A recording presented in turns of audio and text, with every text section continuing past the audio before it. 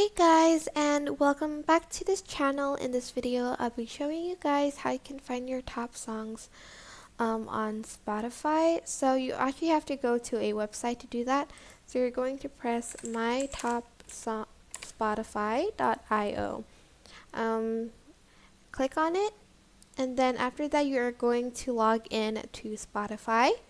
So press agree, and then it'll show your your top songs for Spotify. You can change it in the past 6 months, in the past 4 weeks, or of all time.